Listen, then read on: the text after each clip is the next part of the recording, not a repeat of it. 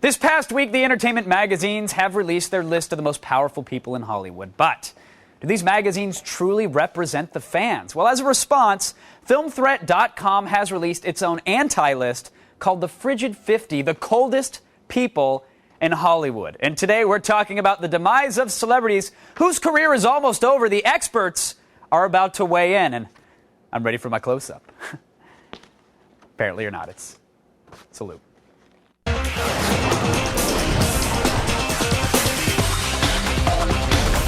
Joining us tonight, our resident film expert and the creator of Film Threat's Frigid 50 list, Chris Gore, is here, and one of our favorite Loop guests, USA Today's Scott Bowles. Gentlemen, welcome to the Loop. Thanks. Chris, obviously, I got to go to you first on this one, because this list, let's be honest, this is just a kind of a petty attempt to get a little attention. It's just an FU to Hollywood, right? You don't really stand by any of this crap, right? No, I mean, really, actually, seriously, this is an antidote to those power and hot lists that you see in other magazines. It's a way to also poke some fun at some people that really need to deflate their fame and their ego. So while we have fun with the list, when you seriously read the people that are on it, you can justify every single one. Scott, do you think they're all justifiable? I mean, we're about to dip in, but...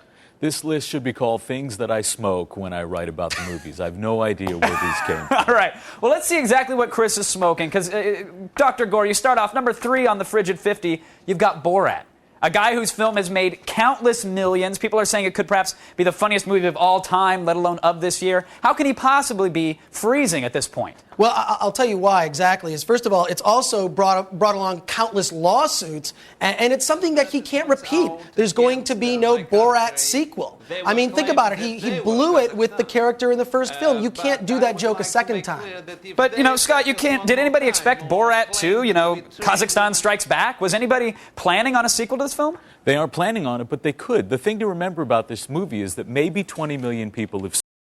Leaves 280 million people who have not seen it, and America has no shortage of dimwits and racists.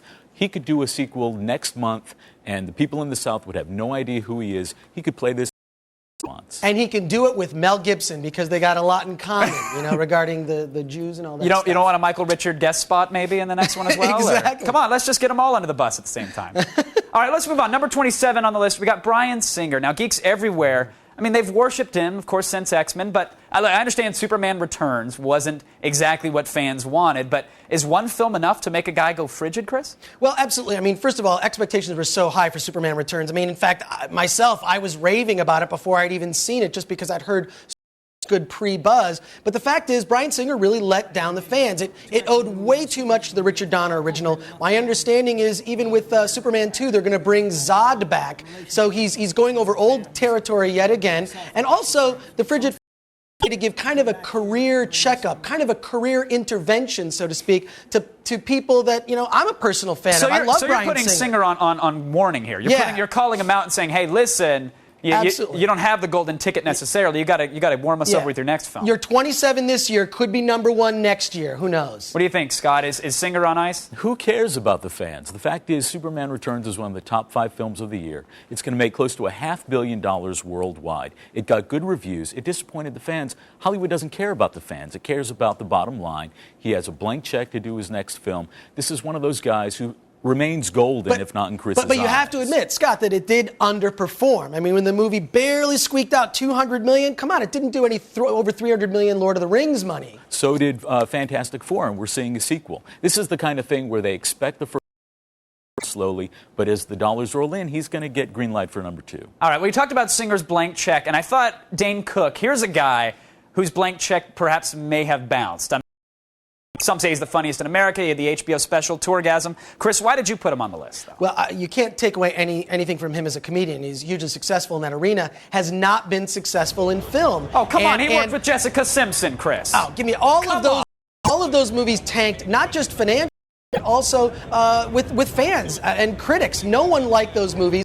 It's disheartening. I just don't think that you can take his type of comedy and kind of just force it into a Hollywood type of movie. Maybe that's why it hasn't succeeded. I happen to be a big fan of Dane Cook. I've seen him live a couple times, and I would love to see him succeed, but Dane, get a good script. Well, Scott, even I'm to be honest, having trouble defending Dane here, so please jump on in. Help us out here. Well, this is Chris's closest brush with sanity on the list. And Dane hasn't had a great run yet, but the problem is Dane hasn't had anything to anchor himself yet. Johnny Knoxville doesn't fare well when he pairs up with Jessica Simpson. Dukes of Hazzard is an awful film. When he has a concert film that busts, okay. When he has a film that anchors on himself, okay. But it's too early to write him off yet. All right, finally, very quickly here, last on the list, well, finally, actually, at number 8 on the list, it's Lonely Girl. This is an actress that sort of created an internet phenomenon, Chris, and proved that YouTube is a powerful distribution method. How are you writing her off when...